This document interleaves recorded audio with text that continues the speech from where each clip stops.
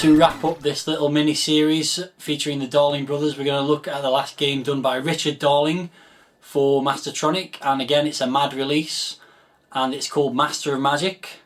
I should also mention, however, that Richard Darling did do the conversion of Spellbound for the Commodore 64.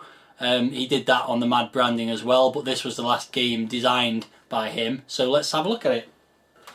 Let's take a look at the front cover then, and much like the last V8, it's the same sort of style packaging, the first style MAD packaging, and got the logo at the top, and we've got a guy fighting off a skeleton and some kind of monster, an ogre or something, and it's in this comic book style again, so he says take that you bag of bones, and it also boasts an auto demonstration mode, which I'm not really sure warrants a exclamation on the front cover. And the spine's got Master of Magic written on it, and on the back again we've got a similar sort of layout to the last V8, so we've got some screenshots at the top, we've got a bit of info about the game. Advanced artificial intelligence programming brings you a new kind of adventure, and as it says there, it's by Richard Darling, and we've got the Mastertronic mascot there at the bottom as well. And no surprise to see that inside it's pretty much the same as the last V8 as well. So you've got introduction to the game, controls, loading instructions, but the main difference is no foreign language instructions on the inside. It's actually quite comprehensive instructions of how to play the game. So we've got controls, a bit about the screen display,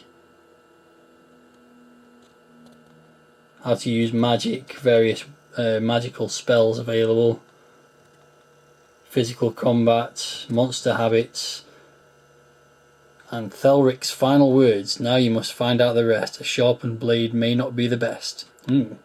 Cryptic. And we've also got this private detective kind of character on the inside back cover as well. This is the loading screen then, which is not too bad. Nice logo on the right hand side, and a chap who seems to be delving into a cave of some sort. Not a lot else to say about it really though.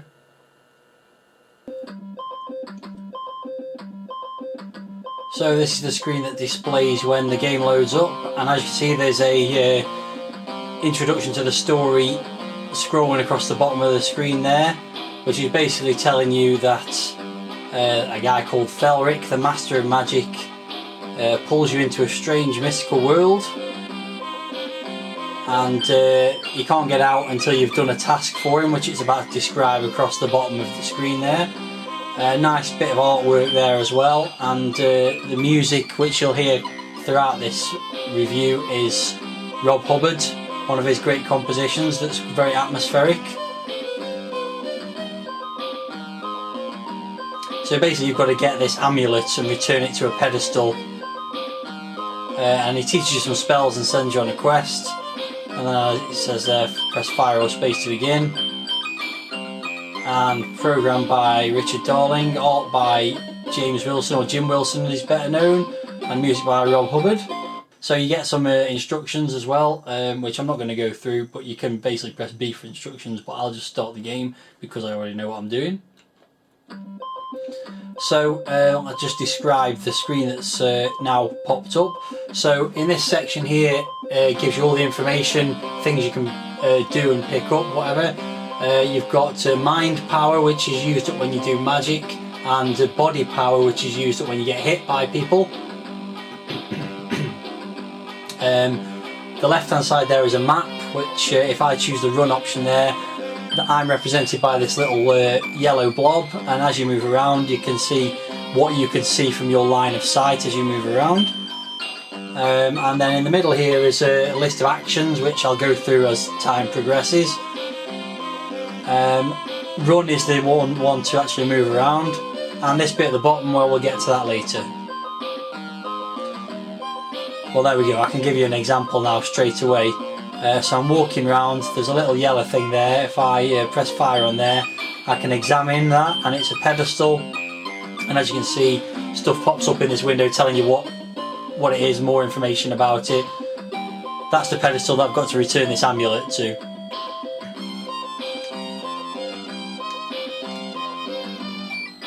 I can also look at this scroll. As you can see in the bottom window here, things that are available for you to see or whatever around the area show up as graphically represented, it's a good word, graphically represented in the bottom section of the screen.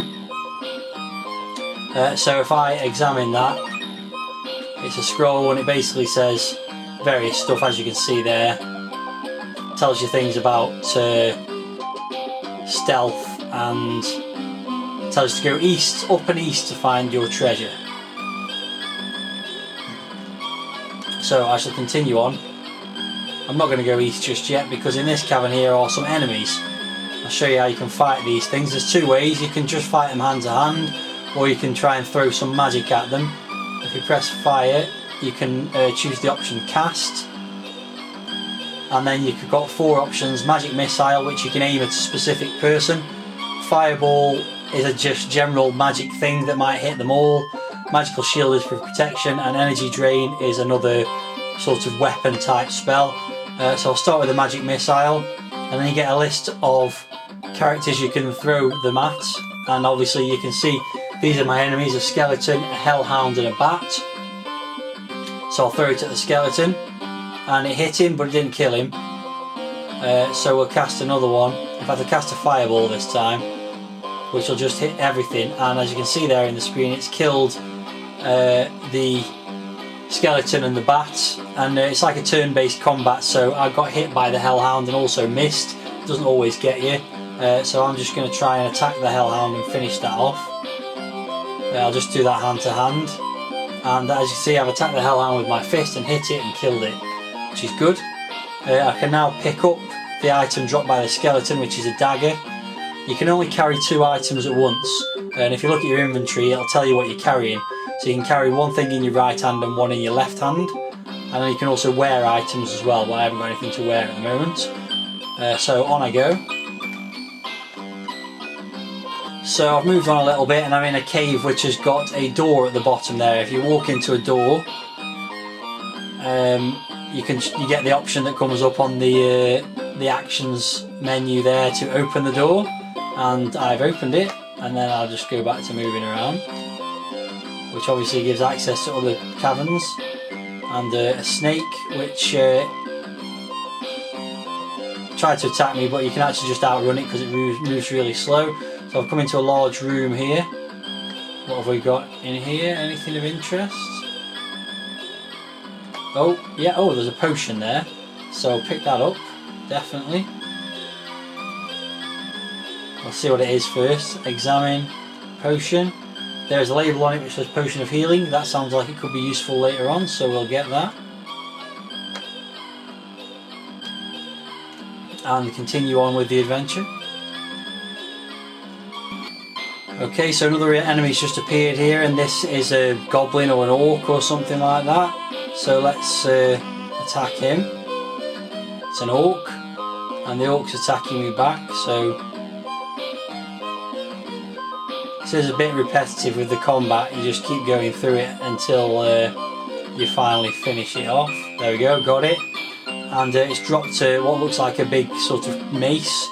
So what I'll do is, as I mentioned, you can only carry 2 items, and the potion does count as one of those, so I'll drop the dagger and instead pick up the mace, because that's probably going to do more damage. So I've just killed off a bat, and as you can see it says dead at the bottom there.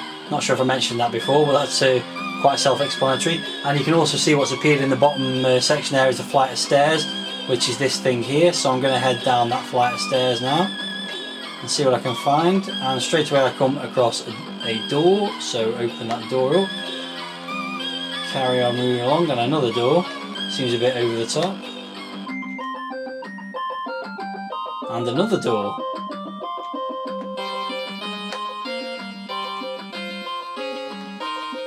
and a big room. What have we got here? Ooh, another item. So we've got a ring here, as you can see from the bottom, so we'll just examine that. protection from evil. Sounds like it could be useful also. Now you can wear items, but before you wear them you've got to pick them up. So I've got to put something down, drop the mace, pick up the ring, then I get the option to wear the ring, and then now I'm wearing the ring I can pick up the mace again.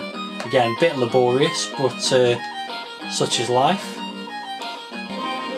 So I'm in a big hall here with lots of doors, but I'm just going to head down the stairs to the next level. I don't know how many levels there are, but I'm guessing that wherever you've got to get this amulet from is on the lowest one, so just keep heading down in the meantime. This is quite a big area by the looks of it. Let's see what we can find in here. So while I'm looking around, let's have a bit of a chat about the graphics, which are pretty basic. Oh, there's quite a lot of enemies here. This looks dangerous. So I'm just going to drink that healing potion before we go any further. And I think this requires some kind of energy, so let's do the fireball. Okay, so I've got the hellhound. And let's attack the skeleton, kill the skeleton. Oh, and I've been killed. It's a bit unfortunate. I think a replay might be in order there. I'm just heading back to the third level then. Before I was so rudely interrupted by being killed by skeletons, I was going to talk about the graphics, which are not bad. I mean, the little map in the top left is a bit hard to navigate around and rather basic, but the artwork on the bottom section of the screen is quite nice. The monsters are quite nicely detailed, and you got a good look at the sort of doors and things like that as well. So nicely put together, not like obviously striking graphically, but you know, not everything is. It doesn't stop it being an interesting game, and it is a pretty cool game. It certainly appears you're getting quite a lot of gameplay for your money. $2.99 was the asking price for it, and it's, you know, a good old-fashioned RPG, sort of roguelike RPG. And we seem to have lots of enemies again here, so but I have got full health at the moment and a potion as well, so let's try and take these guys on with a bit more impact this time.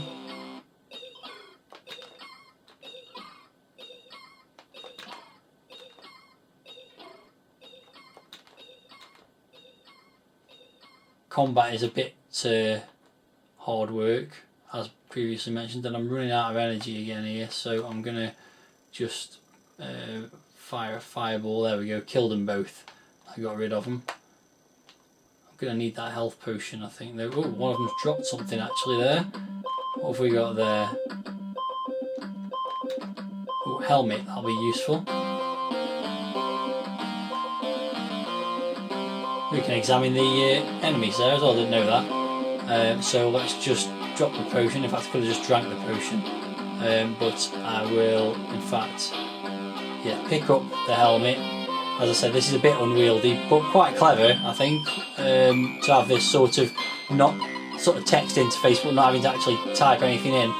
Sort of an early predecessor of point and click type adventures, I suppose you could say. So anyway, pick up that potion, and now I will drink that potion, which restores my health top there, and then I'll get on the move again and see what else I can find.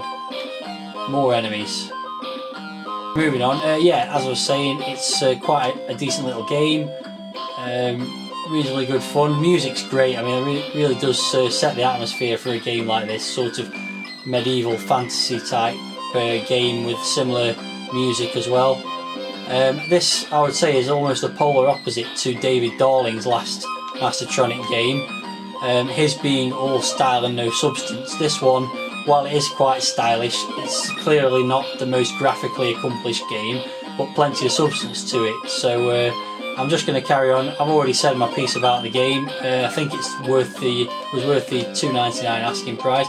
So I'm just going to carry on and see how much further I can get. Here's another flight of stairs. So updates to follow. Okay, so now facing off against a spider, which at least is a new enemy. Not one of the more well drawn ones, I might add, really.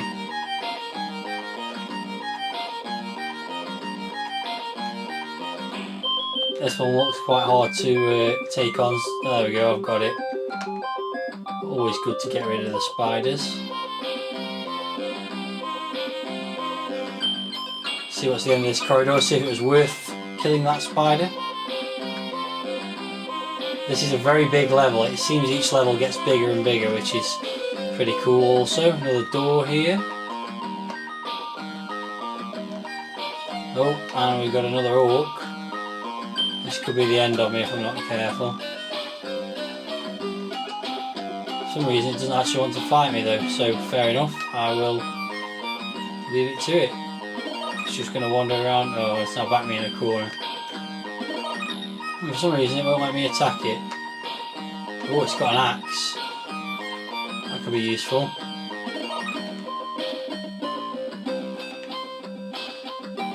There we go. So that axe looks good, nicely drawn. Drop the mace. Pick up the axe. Oh, it's got the potion as well.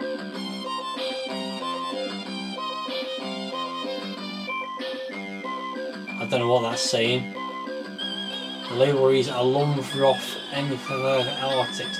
I'm going to guess this is a poison, but I'm going to drink it anyway just to see what happens. So, pick up the potion, drink the potion. I don't know what's happened there, doesn't seem to have done anything. So I'm still on this level, the 4th level I think it is, and I realised what that potion did. It's actually restored some of my magical mind power. This level's quite huge and full of dead ends as well, very annoying. Hopefully we can find something here. Here's a scroll to have a look at, let's see what it says. The kind old wizard Legolas will heal your wounds. Character name nicked from Lord of the Rings there. Let's just see if I can polish off the skeleton with a... Doesn't really want to fight me for some reason. See how long it takes to get rid of a skeleton with an axe then. Nothing... Oh, he's killed me. Oh well, never mind. It was fun while it lasted, and that pretty much concludes this review of Darling Brothers games. But I'll just stay tuned for one last little section. Okay, just a quick roundup of that mini-series then, featuring the 6 Darling Brothers games. What have we learned about the Darling Brothers? Well, they made some pretty terrible games, it's fair to say. But I'd like to just give you a few stats that I've found out about the Darling Brothers and their games for Mastertronic. They made 15 games for the Commodore 64, and those games achieved sales of over 750,000 copies, which, based on the royalty rates and so forth for Mastertronic, probably netted them around about 100 grand. So not a bad bit of work for what were basically some terrible games. The games were also ported to 7 different other systems, and those games on the other systems got another 600,000 sales. And also 2 of their games, BMX Racers and Chiller, actually appear in the top 5 selling games for the Commodore 64 from Mastertronic. So all in all, they might not have made very good games, but they're certainly memorable times for them at Mastertronic, and probably better businessmen than they were gamers, or game developers I should say, based on the quality of the games and what they went on to do with Codemasters, where they took more of a business role. So I hope you enjoyed that little mini-series, and stay tuned for more game reviews coming soon.